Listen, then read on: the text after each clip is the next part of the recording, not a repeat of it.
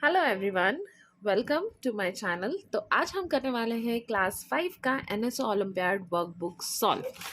तो हमने first chapter का वीडियो बनाया है एंड बहुत सारे बच्चों को बहुत पसंद आया। आपने भी अगर फर्स्ट चैप्टर नहीं देखा है तो आप जाके वॉच कर सकते हैं हमारे चैनल पे। और अगर आप हमारे चैनल में नए हैं तो चैनल को सब्सक्राइब करना बिल्कुल ना भूलें और अपने फ्रेंड्स के साथ भी ज़रूर शेयर करें। तो वन बाय वन क्वेश्चन मैं आपको सॉल्व करके बताऊंगी and one by one question मैं आपको सॉल्व करके बताऊंगी इसमें। और जो चीज़ समझ में नहीं आए मुझे कमेंट सेक्शन में ज़रूर बताइए कि मैम मुझे ये क्वेश्चन समझ में नहीं आया है। कोशिश करूंगी कि उसका आंसर आपको कमेंट के थ्रू बता सकूं। और दूसरी बात ये है कि अगर आप मीन्स ओलंपियाड के लिए प्रिपेयर कर रहे हैं और आपको पीडीएफ के थ्रू हेल्प चाहिए तो मुझे कमेंट सेक्शन में ज़रूर बता दीजिएगा, मैं हेल्प कर दूंगी आपको उसमें। तो लास्ट टाइम हमने 1 to 10 क्वेश्चन सॉल्व किया था। आज से हम क्वेश्चन नंबर 11 से सॉल्व करेंगे। तो चलिए देख लेते हैं फटाफट 11 नंबर क्या है कुछ चैप्टर 2 का। Which part of the human I is incorrectly label. तो कौन सा ह्यूमन आई का कौन सा पार्ट जो है वो इनकरेक्टली लेबल किया गया है ये पूछ रहा है। तो सबसे पहले देख लेते हैं कि सब कुछ बराबर दिया है कि नहीं। तो हम यहाँ से स्टार्ट करते हैं। ऑप्टिक नर्व ये सही है। ये जो है ना इसे प्यूपिल नहीं कहते, इसे हम रेटिना कहते हैं। क्या कहते हैं? ये प्यूपिल नहीं है, ये रिटीना है। ओके। फिर ये जो है इसे लेंस कहा गया है, लेकिन ये लेंस नहीं है, ये क्या है? कॉर्निया है, कॉर्निया। ओके। अब इसे रेटिना कहा है, लेकिन ये क्या है? प्यूपिल है, प्यूपिल है ये। ठीक है। इसे आइरिश कहा गया है, तो ये आइरिश ही सही है। और ये जो है इसे हम कहते हैं लेंस। ओके। तो यहाँ पे इतनी सारी गलतियां की गई है। क्या क्या? Retina, pupil, cornea and lens. तो retina, pupil, cornea and lens. तो ऑप्शन सी जो होगा वो आपका सही आंसर होगा। ओके। होप सो आपको समझ में आया होगा। और फिर से भी मैं आपको बता दूँ, ये जो बाहरी पार्ट होती है ना ये वाले आँखों के, इसे हम कहते हैं कॉर्निया। रेटिना मीन्स आपके जो आई बॉल्स होते हैं, देखो वहाँ पे आपका ये वाला पार्ट को रेटिना कहा जाता है। उसके साइड में यहाँ पे ये वाला जो पार्ट आप देख रहे हैं दिस इज आइरिश, एंड इसके अंदर वाला पार्ट को आप यहाँ पे कॉर्निया बोलेंगे। ओके। होप सो आपको समझ में आया होगा। Let's do question number 12। Question number 12 में बोला है in our diet we should have different nutrients in sufficient amount. Select the option that gives the correct order of amount of different nutrition required by our body. तो यहाँ पे question क्या पूछा है? Question पूछा है कि आपके डाइट में, क्वेश्चन यहाँ पे पूछा है आपके डाइट में डिफरेंट टाइप्स ऑफ न्यूट्रिशन है, राइट। और डिफरेंट टाइप्स ऑफ न्यूट्रिशन अगर इनसफिशिएंट अमाउंट में हो तो आपको अलग अलग तरीके की बॉडी मतलब बीमारियां हो सकती है। तो ये क्वेश्चन में ऐसा नहीं बोला है बीमारियां हो सकती है, इसमें बोला है कि we should have a different nutrition in a sufficient amount, right. जो हमारे बॉडी में जितना रिक्वायर्ड है उतने सफिशिएंट अमाउंट में हमें खाना चाहिए। तो यहाँ पे आपको जो ऑप्शंस दिए गए हैं उसे देख के आपको ये बताना है कि कौन सा ऑप्शन सही है। तो आपने अपने पहला जो चैप्टर साइंस का पढ़ा होगा उसमें आपने कंपोनेंट्स ऑफ फूड में आपने पढ़ा होगा, या फूड न्यूट्रिएंट्स ऑफ फूड में पढ़ा होगा आपने कि सबसे ज़्यादा हमारे बॉडी को रिक्वायर्ड होती है वो है कार्बोहाइड्रेट, फिर प्रोटीन, फिर उसके बाद विटामिन, मिनरल्स, ये सारी चीज़ों की ज़रूरत होती है, फैट्स की ज़रूरत होती है जो बहुत ही कम क्वांटिटी में हम लेते हैं। तो यहाँ पे क्या दिखा है? कार्बोहाइड्रेट हमें प्रोटीन से कम लेना चाहिए, फैट से कम लेना चाहिए प्रोटीन, और मिनरल से ज़्यादा लेना चाहिए फैट्स। तो ये गलत है। कार्बोहाइड्रेट आपको प्रोटीन से ज़्यादा चाहिए, फैट से ज़्यादा चाहिए प्रोटीन, एंड मिनरल से ज़्यादा फैट चाहिए। तो ये एक सही ऑप्शन है। तब भी दूसरी चीज़ें आप देख लीजिए, प्रोटीन प्रोटीन तो नहीं, हमें सबसे ज़्यादा किसकी अमाउंट चाहिए होती है? कार्बोहाइड्रेट। और कार्बोहाइड्रेट किस में होता है? जो आप रेगुलर फूड में खाते हो, राइस में होता है, मतलब रोटी में होता है, या फिर आप दूसरी जो चीज़ें खाती है लाइक खाते हो जैसे कि पटाटो हो गया, this all are carbohydrate. Starchy food जो होते हैं वो कार्बोहाइड्रेट होता है और वो हमें इंस्टेंट एनर्जी गिविंग फूड है और वो हम ज़्यादा क्वांटिटी में खाते हैं, राइट। तो option B will be your correct answer. Let's do the question number 13. Study the given flow chart and identify PQRS. तो यहाँ पे फ्लो चार्ट जो है उसे हम स्टडी करना है और इसका सही ऑप्शन हमें फाइंड आउट करना है. ओके, तो स्टार्ट करते हैं हम पी से. तो पी में क्या पूछा है आपको? पूछा है lights enter the lens of an eye through it. जो लाइट एंटर करती है with the help of lens of the eye through it, तो उसे हम क्या कहते हैं? उसे हम कहते हैं प्यूपिल. ठीक है, उसे कहते हैं प्यूपिल. ठीक है, प्यूपिल. फिर कहा है part of the ear. Part of the ear, yes. फिर has a chain of 3 bones. Chain of 3 bones is a middle ear. Middle ear में आपको चेन्स ऑफ 3 बोन्स दिखेंगे. ओके, फिर आपको बोला है no main site of hearing. Main site of hearing is the inner ear. Inner ear is the main site of hearing and S will be outer ear. Outer ear.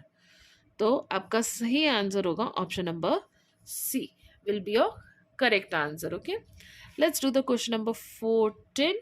तो 14 में आपको बोला है refer to the given figure and select the correct statement. Correct statement को आपको select करना है. तो यहाँ पे आप देख रहे हैं ये आपका हैंड वाला पार्ट है, राइट? और ये जो है आपका बाइसेप एंड ट्राइसेप दिखाया गया है. तो आपको बाइसेप एंड ट्राइसेप क्या करता है वो आपको फंक्शन पता होना चाहिए. आपने अगर चैप्टर 2 साइंस का पढ़ा होगा तो बाइसेप जब रिलैक्स होता है तो ये कॉन्ट्रैक्ट होता है और जब ये रिलैक्स होता है तो ये कॉन्ट्रैक्ट होता है. ओके, तो ये मसल्स है. आप बोलते हो ना, हर बच्चों को आदत होती है, देखो मैंने इतनी बॉडी बनाई है, देखो मेरी इतनी बाइसेप है. तो muscles Q will be a bicep and muscles P will be a tricep. तो यहाँ पे क्या बोला है आपको?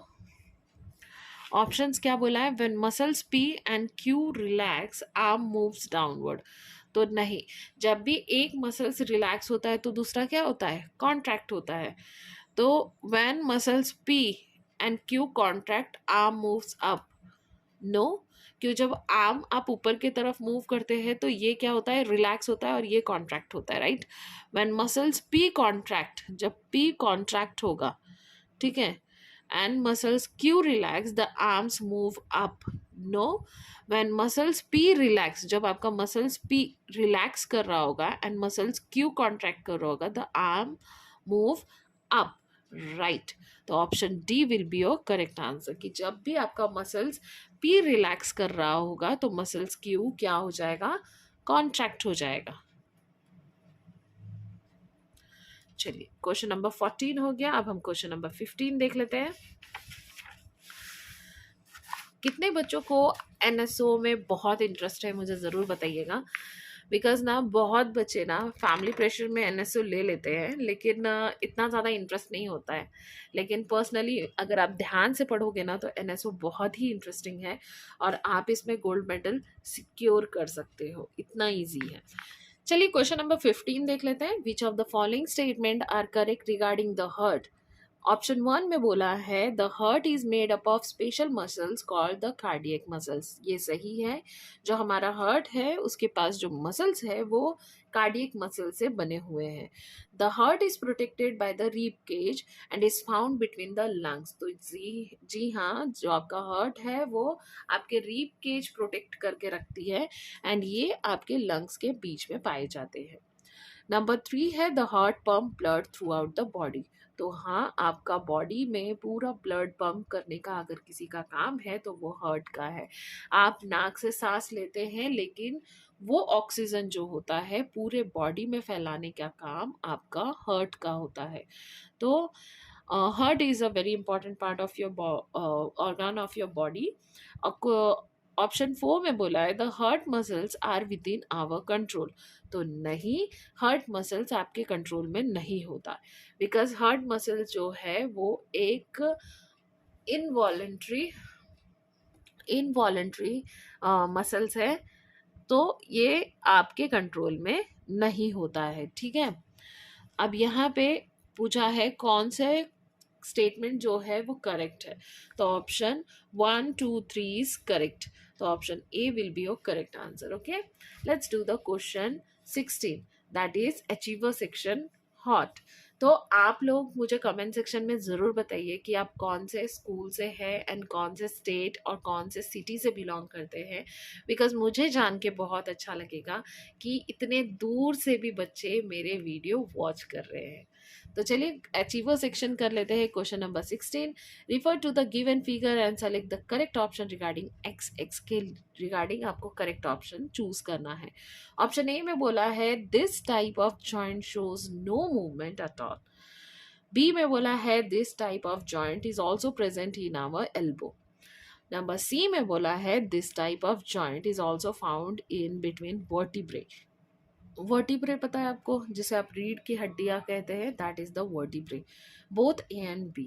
तो यहाँ पे सही आंसर कौन सा होगा? तो सही आंसर होगा number A, this type of joint so no movement at all. इसमें जो जॉइंट्स होते हैं उसमें मूवमेंट नहीं दिखाई जाती है. ओके, ये इसमें मूवमेंट नहीं होती है, ये वाले पार्ट में मूवमेंट नहीं होती है, इस जॉइंट में मूवमेंट नहीं होती है. ना ही ये एल्बो वाला टाइप ऑफ जॉइंट है और ना ही वर्टिब्रे में पाए जाने वाला जॉइंट है. तो चलिए अब question number option number A को सेलेक्ट करते हैं एंड क्वेश्चन नंबर 17 की तरफ बढ़ते हैं. Read the statement given by 4 student regarding I and select the correct option. तो यहाँ पे आई से रिलेटेड बच्चों ने कुछ स्टेटमेंट दिया है, आपको जानना है एंड उसे समझना है और कौन सा करेक्ट स्टेटमेंट है आपको वो चुनना है.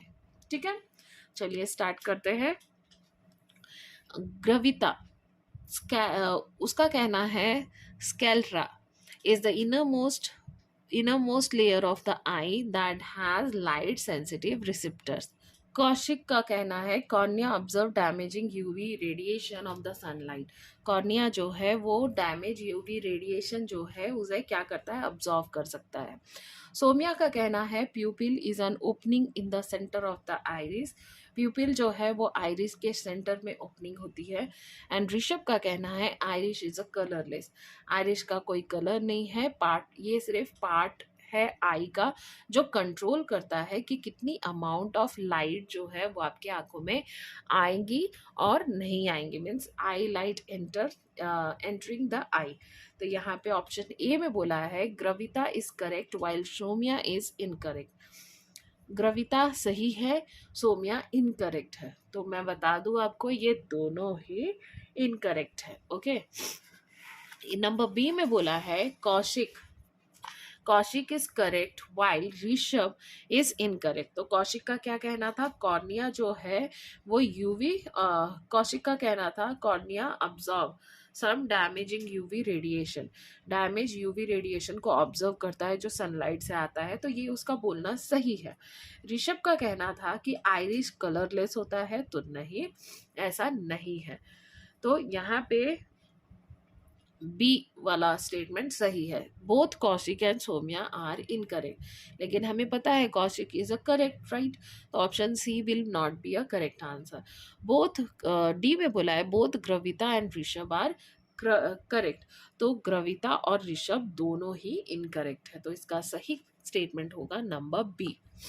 Okay, let's do the question number 18. Question number 18 में बोला है match the given column and select the option from the codes given below.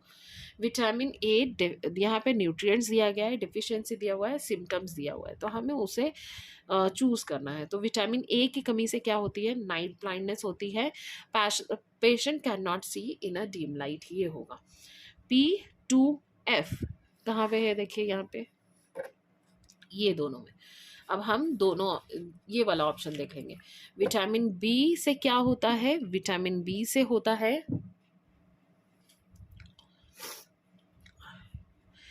Vitamin B से क्या होता है, तो विटामिन बी से बेरी बेरी होता है और अफेक्ट्स द नर्वस सिस्टम. तो वो देख लीजिए आप कहाँ पे, 5, ये वाला.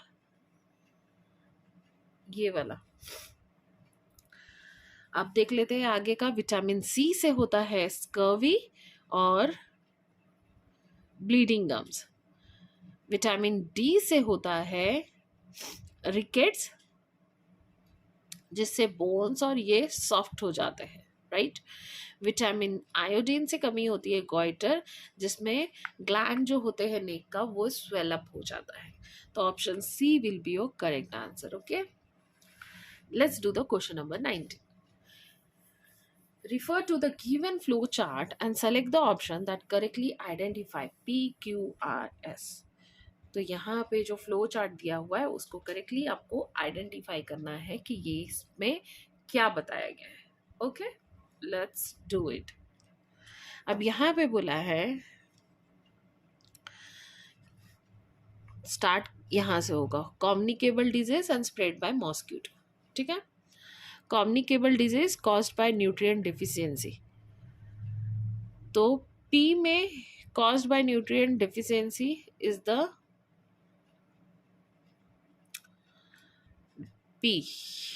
कम्युनिकेबल डिजीज भी है एंड कम्युनिकेबल डिजीज नहीं है बट न्यूट्रिएंट्स की डेफिशिएंसी से होता है, तो P and Q. Communicable disease है yes, and spread by mosquito, तो डेंगू होगा and spread by mosquito no, लेकिन कम्युनिकेबल डिजीज है तो ये कॉलेरा हो सकता है। ओके, यहाँ पे देखते हैं हम, beriberi is a deficiency of nutrition,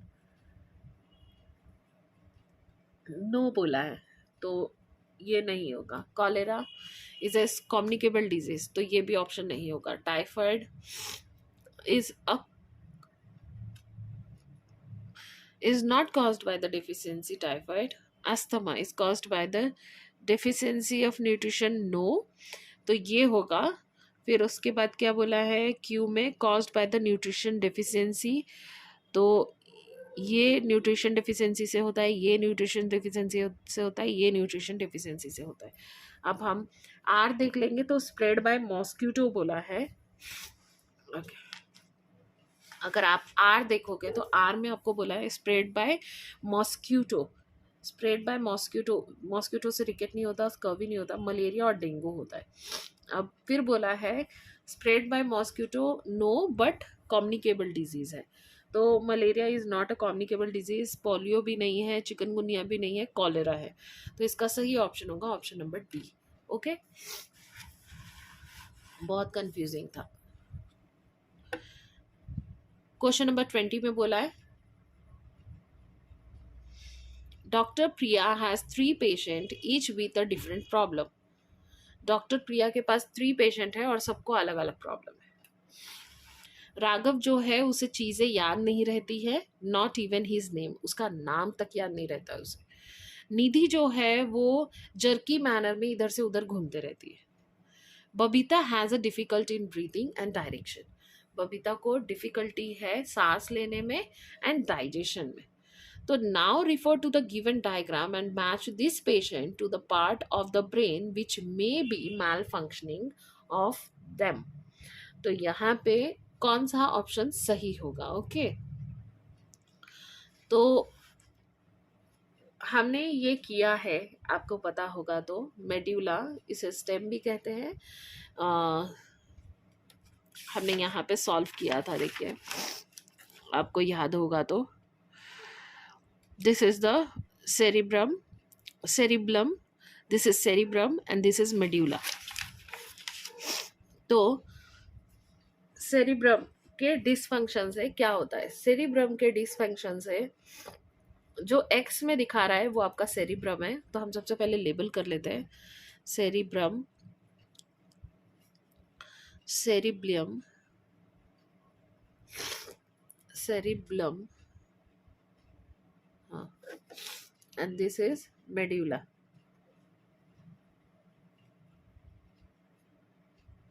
okay, अब यहाँ पे सेरिब्रम की कमी से क्या हो सकता है? सेरिब्रम की कमी से थिंकिंग में, लर्निंग में, याद रखने में, किसी चीज़ को बार बार ध्यान करने में प्रॉब्लम होता है सेरिब्रम की कमी से।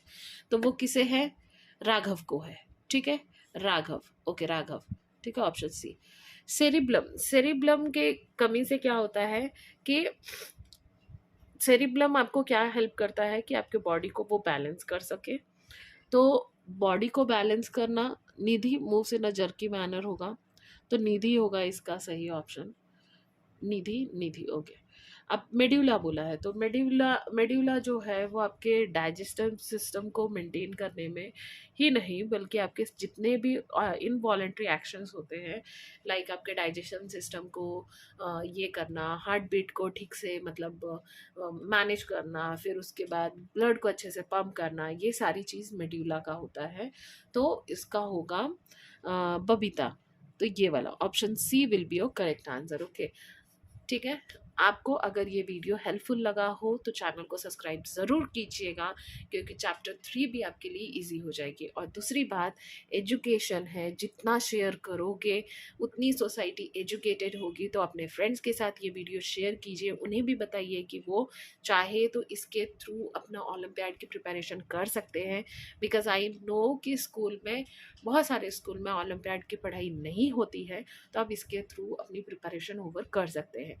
और ये चीज़ सॉल्व करना बिल्कुल ना भूलिए। चैनल में नए हैं तो सब्सक्राइब कीजिए और इसी तरीके से हमारे चैनल पे बने रहे।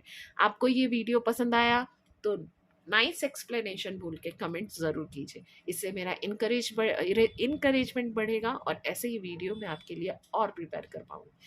तब तक के लिए स्टे ट्यून एंड बाय।